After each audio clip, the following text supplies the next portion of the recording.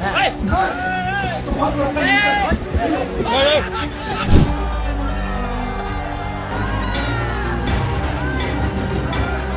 गुलशन तो फूल खिलेंगे और रहा तृणमूल तो फिर मिलेंगे।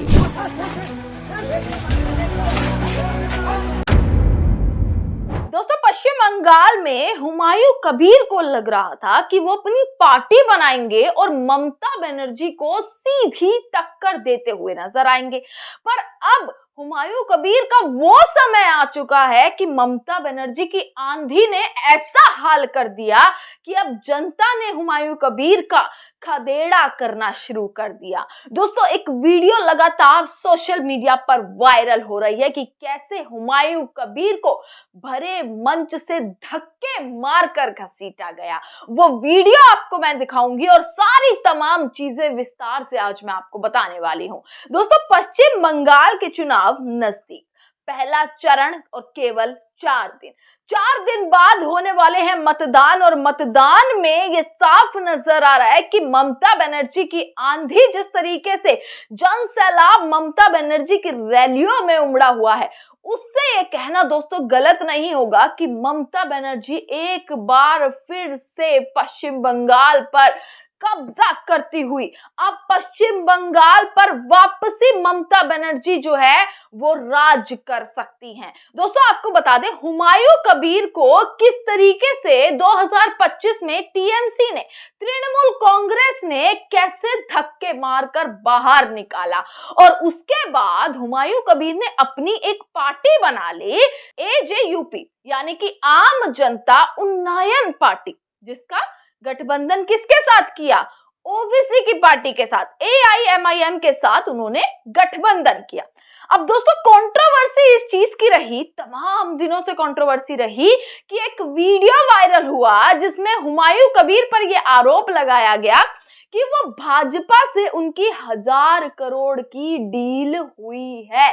यह आरोप लगाया गया और टीएमसी ने पूरा तमाम प्रूफ जो है इस चीज में सामने रखे, जिसके बाद जो है दोस्तों पूरी कंट्रोवर्सी स्टार्ट होती है। पूरी कंट्रोवर्सी के साथ कैसे ओबीसी की पार्टी एआईएमआईएम ने अपना अलायंस जो है पीछे कर लिया और अब हुमायूं कबीर अकेले लड़ते हुए नजर आ रहे हैं। पश्चिम बंगाल की तमाम सीटों पर हुमायूं कबीर ऐसे कॉन्टेस्ट कर रहे हैं, इस तरीके से रैलियां कर रहे हैं, जनसभाएं कर रहे हैं कि वो ममता बनर्जी को सीधी टक्कर दे देंगे। उन्हें लग रहा है कि उन्होंने अपनी पार्टी बना ली, उन्होंने मुसलमानों की बात कर दी, उन्होंने माइनॉरिटीज की बात कर दी, तो उनके मन में ये है कि भाई अब तो जीत उन्हीं की होनी है, क्योंकि पश्चिम बंगाल के मुसलमान का किस साइड मुसलमान है ये कहना दोस्तों मुश्किल हो सकता है, क्योंकि तमाम पार्टियां, आप देख लीजिए, टीएमसी लगा लीजिए, आप कांग्रेस लगा लीजिए, एआईएमआईएम लगा लीजिए, तमाम पार्टियां मुसलमानों के हक की बात करती हुई नजर आ रही है। वहीं हुमायूं कबीर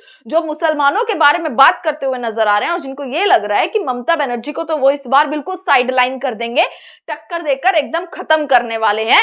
वहीं आप देख लीजिए कि खुद का हाल ऐसा हो चुका है ना हुमायूं कबीर का, जनता धक्के मारकर निकाल रही है, स्टेज से घसीट कर धक्के मारकर उन्हें बाहर फेंका जा रहा है।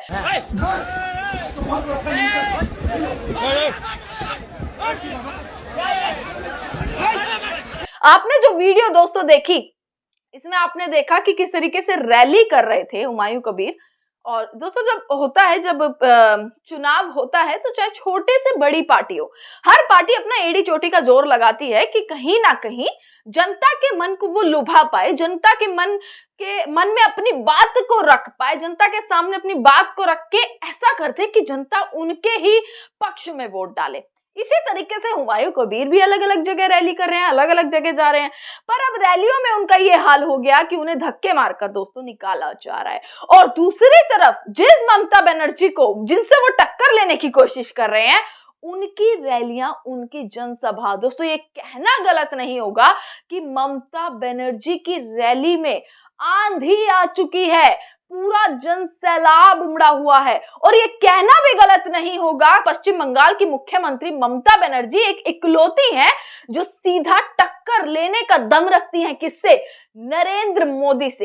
पीएम मोदी से अगर कोई सीधी टक्कर ले सकता है ना, तो वो ममता बनर्जी है। इसीलिए तो उन्हें शेरनी कहा जाता है, इसीलिए तो उन्हें कहा जाता है कि शेरनी की दहाड़ है। पीएम मोदी तमाम मुद्दे रखे, हर बात का जवाब उतना ही कितने बिल्कुल बिना डर के ममता बनर्जी हमेशा देती हुई नजर आई। दोस्तों खास बात ये, मैं ममता बनर्जी की अभी एक वीडियो आपको दिखाती हूँ, उससे आपको खास चीज ये पता लग जाएगी कि क्या पश्चिम बंगाल के जनता जो है, ममता बनर्जी जिस तरीके से अपना प्रचार करती हुई नजर आ रही हैं, जिस तरीके से ममता बनर्जी ये भाषा का इस्तेमाल करती हुई नजर आ रही है, कौन सी भाषा मैं आपको बताती हूँ। दोस्तों सबसे पहले आप ये देखिएगा। नमस्कार, जय हिंद, वंदे मातरम, खुदा हाफेज, जय जौहर, ইনশাল্লাহ, জয় বাংলা, জয় বাংলা, জয় বাংলা। আবার দেখা হবে, फिर मिलेंगे, राहे गुलशन तो फूल खिलेंगे, और जो फूल खिलेंगे, और रहा तृणमूल तो फिर मिलेंगे।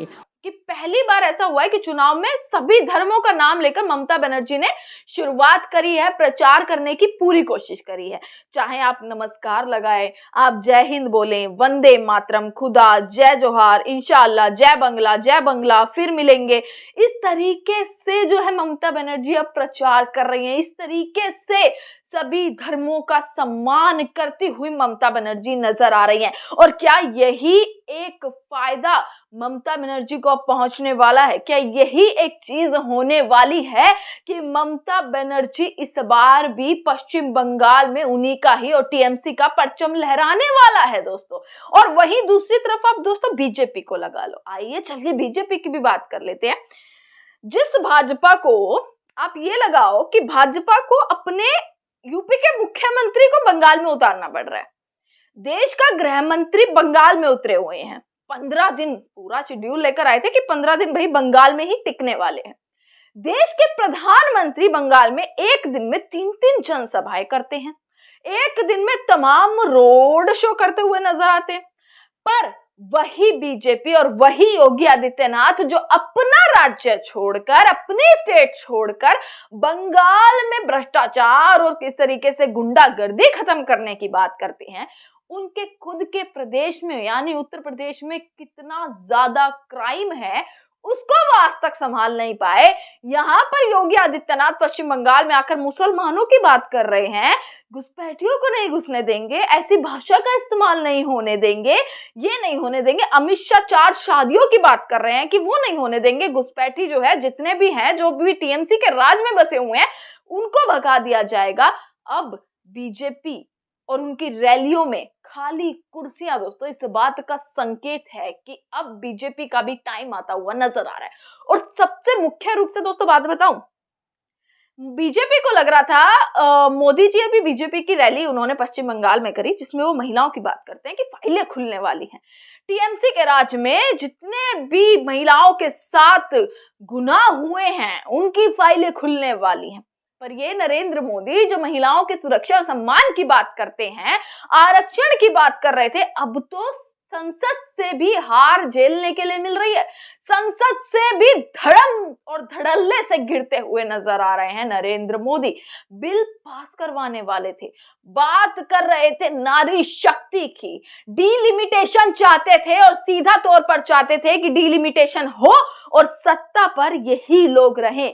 लंबे वक्त तक सत्ता को हथियाना ये लोग चाहते थे। कैसे जो है महिला आरक्षण के नाम पर महिला आरक्षण का मुखौटा लगा दिया गया डीलिमिटेशन बिल पर, ताकि सत्ता पर लंबे समय तक ये लोग अपना जो है वो राज कायम कर सके। पर कैसे विपक्ष ने और संसद में कैसे धड़ल्ले से गिरते हुए बिल को गिराते हुए विपक्ष नजर आई और बुरे तरीके से हारते हुए नजर आए नरेंद्र मोदी की पूरी सरकार। तो पश्चिम बंगाल का चुनाव नजदीक है और देखना होगा कि सबकी निगाहें उस पर टिकी हैं, क्या होने वाला है। अब देखते रहिएगा टीवी 10 भारत। आपका बहुत